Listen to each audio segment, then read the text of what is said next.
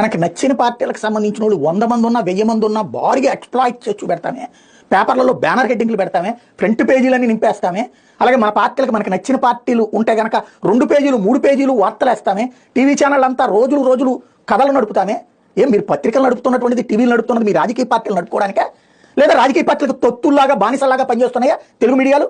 అడుక్కు తినడానికే ఈ దేశంలో మీడియా అనేటటువంటిది, ఈ రాష్ట్రంలో మీడియా అనేటటువంటిది ఇంత దిగజారిపోవడం ఏంటి? రోజుకి 1 కోటి మందికి తక్కువ కాకుండా దర్శనం చేసుకున్నటువంటి కుంభమేళా గురించి రిపోర్టర్లను పంపించలేరా? బృందాలను పంపించలేరా? వార్తలు రాయలేరా? ఈ దేశంలోనే కదా జరుగుతుంది కుంభమేళా. ఉత్తరప్రదేశ్లో అంటే ఈ దేశంలోదే కదా. వెళ్తున్న వాళ్ళు మన వాళ్ళే ఉన్నారు కదా, లక్షలాది మంది అక్కడికి కుంభమేళాకి స్నానాలకి. ఎందుకు వెళ్ళలేరు? ఎందుకు కవర్ చేయరు? హిందువులంటే అంత చులకనా? హిందువుల కార్యక్రమాలంటే అంత విరక్తిగా ఉందా? లేకపోతే ఎవరు పట్టించుకోవడానినా? అంటే మీడియా అనేటటువంటిది కేవలం ప్రాంతీయ పార్టీలకు తొత్తుల్లాగా, ప్రాంతీయ పార్టీల బానిసలాగా పనిచేయడానిక? న్యూస్ అంటే నార్త్ ఈస్ట్ వెస్ట్ సౌత్ అనేటటువంటి అన్ని దిక్కులకి సంబంధించినటువంటి సమాచారం అందించే బాధ్యత లేదా?